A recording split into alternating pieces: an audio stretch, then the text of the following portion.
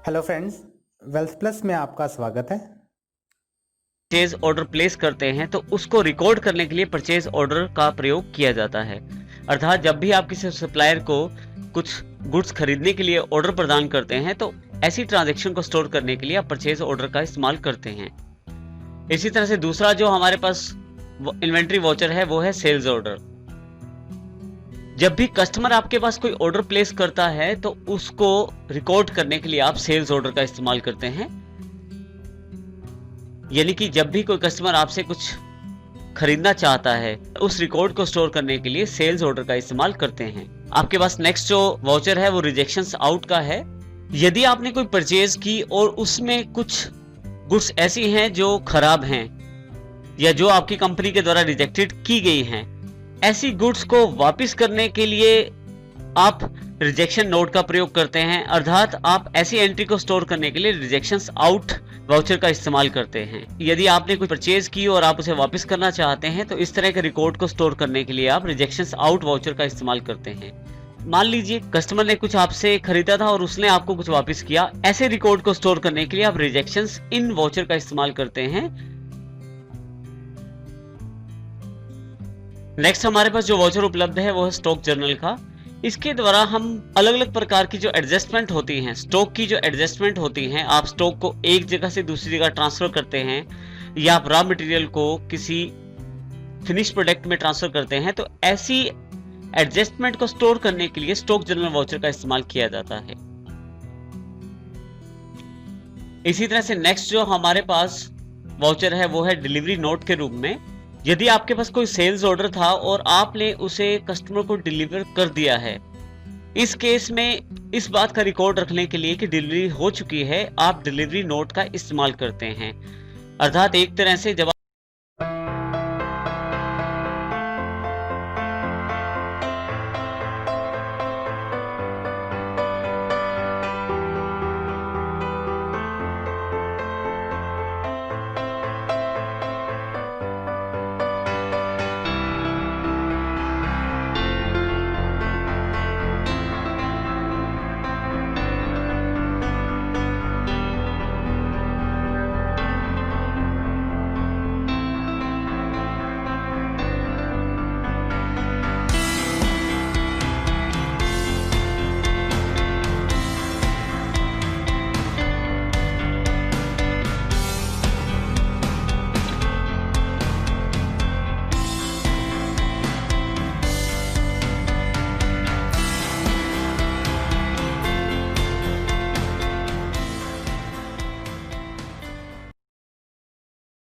आप कस्टमर को गुड्स दे देते हैं तो उस केस में डिलीवरी का जो इंफॉर्मेशन स्टोर करने के लिए आप डिलीवरी नोट का इस्तेमाल करते हैं। नेक्स्ट जो हमारे पास वाउचर है रिसीप्ट नोट का, जिसमें यदि आपने कोई परचेज ऑर्डर प्लेस किया था और सप्लायर के द्वारा वो परचेज ऑर्डर पूरा कर दिया गया है, आपके पास गुड्स रिसीव हो गई हैं, इस ट्रांजेक्शन को स्टोर करने के लिए आप रिसीप्ट नोट का प्रयोग करते हैं। और सबसे अंतिम जो हमारे पास मुख्य वाउचर्स के अंतर्गत है वो है फिजिकल स्टॉक। फिजिकल स्टॉक एक ऐसा वाउचर है जो हमारे पास एक्चुअल स्टॉक की एंट्री करने के लिए उपलब्ध रहता है। कई बार बिजनेस में ऐसी स्थिति आ जाती है कि आपके पास जो आपके अकाउंट्स जो स्टॉक बता रहे हैं और जो आपके पास फिजिकली जो स्टॉक अवेलेबल है, दोनों में अंतर है। इस प्रकार की एडजस्टमेंट के लिए आप फिजिकल स्टॉक वाउचर का इस्तेमाल करते हैं। यदि आपकी बुक्स या टैली के द्वारा बताए गए स्टॉक में अंतर है और आपके पास फिजिकल स्टॉक में अंतर है, फिजिकल स्टॉक में अंतर किसी भी कारण से हो सकता है, तो ऐसी एडजस्टमेंट करने के लिए आप फिजिकल स्टॉक वाउचर का इस्तेमाल करते हैं।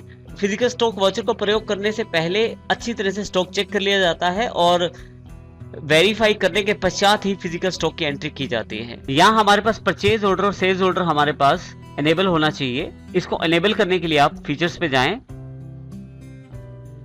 और इन्वेंट्री फीचर्स के अंतर्गत ऑर्डर प्रोसेसिंग में अलाउ परचेज ऑर्डर प्रोसेसिंग को यस करें और अलाउ सेल्स ऑर्डर प्रोसेसिंग को यस करें।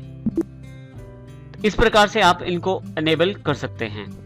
यहां हमारे पास एक एग्जांपल है जिसके द्वारा हम इन्वेंट्री ट्रांजैक्शन को समझ सकते हैं। सबसे पहले देखिए, हमारे पास एक ऑर्डर प्लेस किया जा रहा है CNC एंड कंपनी को 2 Sony TV 19 inches and 5 Philips TV 19 inches. 2 Sony के टीवी 19 इंच और 5 फिलिप्स के टीवी 19 इंच का ऑर्डर प्लेस किया गया है CNC एंड कंपनी को। इसमें ध्यान ये देने वाली बात है कि 5 फिलिप्स टीवी में से 3 फिलिप्स टीवी करनाल के ग्राउंड में रखे जाएंगे और बाकी जो है वो मेन लोकेशन ग्राउंड में सारा सामान रखा जाएगा। और ये जो ऑर्डर हमारा ड्यू है ये 12/4/2010 को है, यानी कि इसकी जो डिलीवरी हमें मिलेगी वो 12/4/2010 को मिलेगी। इस तरह की ट्रांजैक्शन को रिकॉर्ड करने के लिए हम परचेज ऑर्डर का इस्तेमाल करेंगे। परचेज ऑर्डर वाउचर का प्रयोग करने के लिए आप बटन टूल बार से परचेज ऑर्डर सेलेक्ट कर सकते हैं और चाहें तो Alt F4 की का प्रयोग करके भी आप purchase order voucher creation screen पा सकते हैं। मैं परचेज ऑर्डर पे क्लिक कर देता हूं, मेरे पास purchase order creation screen available हो जाएगी। इसमें सबसे पहले यहाँ पे यदि आप ध्यान दें तो परचेज ऑर्डर लिखा आ रहा है, साथ में सामने राइट हैंड साइड की तरफ डेट है ऊपर की तरफ। यहाँ सबसे पहले मुझे डेट चेंज करनी है, जिस डेट की एंट्री है वहां वो डेट एंटर करें आप। जैसे 2 तारीख की एंट्री है हमारी तो मैं 2 तारीख कर देता हूं। जैसे एंटर करता हूं यहाँ पार्टी का नाम आ जाता है जिसको आप अपना ऑर्डर प्लेस करना चाहते हैं। हमारी पार्टी का नाम CNC है, तो जैसे ही मैं C टाइप करता हूं यहाँ CNC सिटी के नाम से मेरे पास अकाउंट अवेलेबल हो जाता है लिस्ट ऑफ लेजर अकाउंट्स के जरिए। मैं CNC सिटी को सिलेक्ट कर लेता हूं। देखिए सप्लाई डिटेल्स के अंतर्गत खुद ही सारी डिटेल फिल हो जाती है। इसके अतिरिक्त आप चाहे तो ऑर्डर डिटेल्स और चाहे तो रिसीप्ट डिटेल्स भी एंटर कर सकते हैं। मैं इनको ब्लैंक छोड़ के जैसे ही एंटर करता हूं यहाँ पे आपके पास ऑर्डर नंबर की जानकारी मांगी जाती है। मैं ऑर्डर नंबर 101 कर देता हूं। जैसे ही एंटर करता हूं अब की बार लिस्ट ऑफ लेजर अकाउंट्स में देखिए परचेज अकाउंट मुझे बताना है कि मेरा परचेज अकाउंट कौन सा है, तो हमारे पास परचेज अकाउंट ही है जो परचेज एंट्रीज को रिकॉर्ड करता है। लिस्ट ऑफ लेजर अकाउंट के अंदर परचेज को सिलेक्ट कर लेता हूं यहां से मैं। इसके पश्चात आपको अब नेम ऑफ आइटम, जिन आइटम्स का आपको ऑर्डर प्लेस करना है उनकी जानकारी आपको यहां पर्टिकुलर्स में देनी है, जिसमें हमारे पास एक आइटम सोनी टीवी है 19 इंच वाला जो 2 टीवी हमें चाहिए, और एक फिलिप्स टीवी है 19 इंच के अंतर्गत जो 5 टीवी हमें चाहिए। तो सबसे पहले हम S टाइप करते हैं। जैसे S टाइप करते हैं देखिए हमारे पास यहाँ लिस्ट ऑफ आइटम्स अवेलेबल हो जाते हैं। हमें क्योंकि सोनी टीवी चाहिए 19 इंच का तो यहाँ से सिलेक्ट कर लेता हूँ। ये सोनी टीवी है जो जिसके 3 पीस हमारे पास अवेलेबल है। देखिए लिस्ट ऑफ आइटम्स के अंतर्गत आपको ये भी बताया जाता है कि आपके पास स्टॉक में कितने पीस किस आइटम के अवेलेबल हैं। अभी मैं सोनी यहां से सिलेक्ट कर लेता हूं।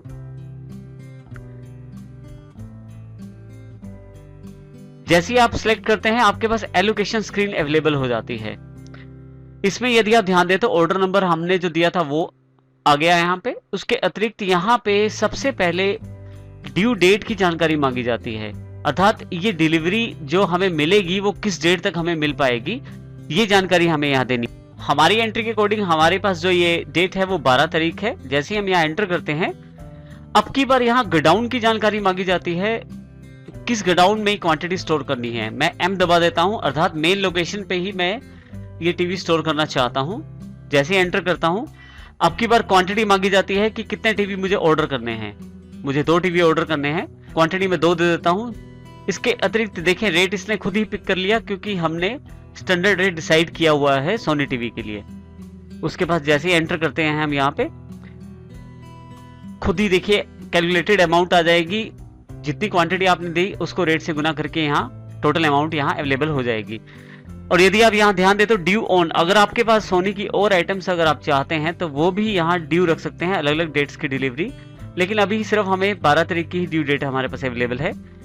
इसको ब्लैंक छोड़ के जैसे एंटर करता हूं मेरे पास ये सारी जानकारी जो हमारा परचेज ऑर्डर वाउचर है वहां अवेलेबल हो जाती है। तो यहां देखें क्वांटिटी अवेलेबल हो गई, रेट और अमाउंट।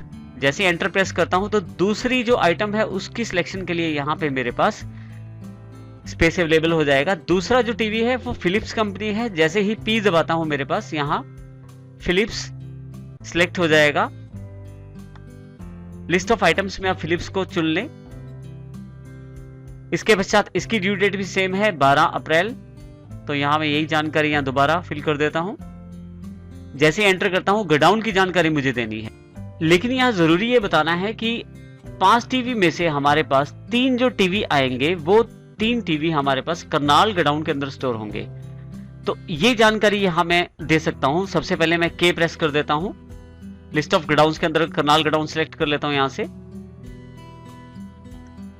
कितनी क्वांटिटी यहाँ स्टोर होगी, 3 टीवी मुझे यहाँ करनाल गोडाउन में चाहिए। जैसे एंटर करता हूँ उनका स्टैंडर्ड रेट के अकॉर्डिंग मेरे पास अमाउंट अवेलेबल हो जाएगी।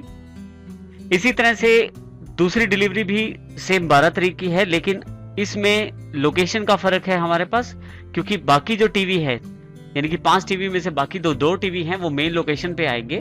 तो यहाँ मेन लोकेशन मैं सिलेक्ट कर लेता हूँ लिस्ट ऑफ गोडाउन्स में, और यहाँ 2 पीसेस एंटर कर देता हूँ। तो देखिए इस प्रकार से मैंने अलग अलग गोडाउन के लिए जो स्टेटस सेट कर लिया है, यानी कि अलग अलग गोडाउन्स के लिए आइटम एलोकेट कर ली हैं।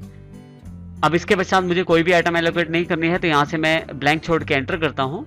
तो यहाँ देखें फिलिप्स के 5 टीवी की डिटेल अवेलेबल हो जाती है, अमाउंट और साथ में जो हमारे परचेज ऑर्डर टोटल है उसकी जानकारी भी यहाँ अवेलेबल हो जाती है। जैसे एंटर प्रेस करते हैं, अब यहाँ से यदि आप ब्लैंक छोड़कर एंटर प्रेस करें तो आपके पास नरेशन बॉक्स सिलेक्ट हो जाता है। यहाँ आप नरेशन लिख सकते हैं।